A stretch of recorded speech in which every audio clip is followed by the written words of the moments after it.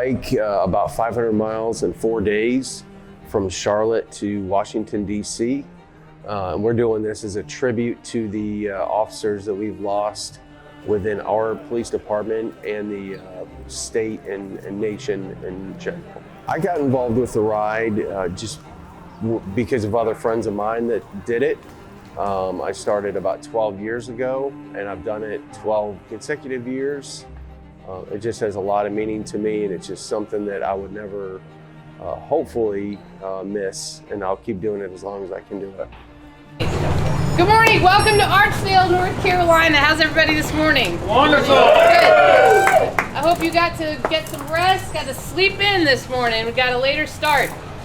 The next 2 mornings we are starting and we are leaving at 07. Everybody hear me, 07. I've always been interested in doing it. I think, this year has a different meaning. I really wanted to do it last year, didn't get the opportunity to do it.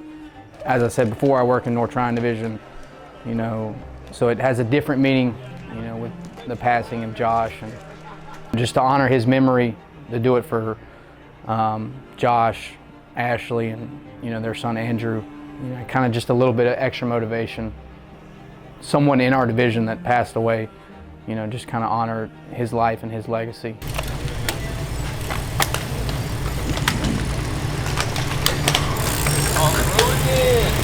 The idea of the 500-mile bike ride up here to Washington, D.C., the meaning behind that is that we want to honor them in something very significant. And it is a hard ride. It's hot, it's tiring, it's painful at times, mentally exhausting as well. But we want it to be something that is really significant on our part because they made such a huge sacrifice that it shouldn't be something minimal. It needs to be something big and significant with us. Do you think that everybody that makes the ride understands that? I think they do. They know that it's not going to be easy. They hopefully understand that it is tiring and exhausting, but again, the sacrifice that we're honoring is the ultimate sacrifice, so it's the least that we can do, and it needs to be something that is a good tribute to those officers.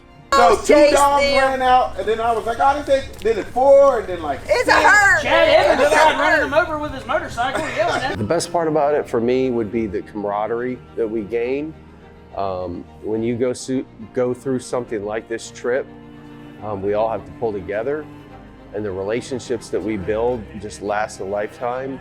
It doesn't matter how new somebody is, how old somebody is, what rank they are. We form these relationships through trial and tribulation, and they last forever. I mean, it's been fun. It's a good camaraderie, but it's definitely hard. It's a challenge. When things get tough, I just kind of remind myself of why we're doing it, the sacrifice that Josh made, for his brothers, so just kind of pushing through it all. When we arrive in D.C. tomorrow, I think that'll be a special moment.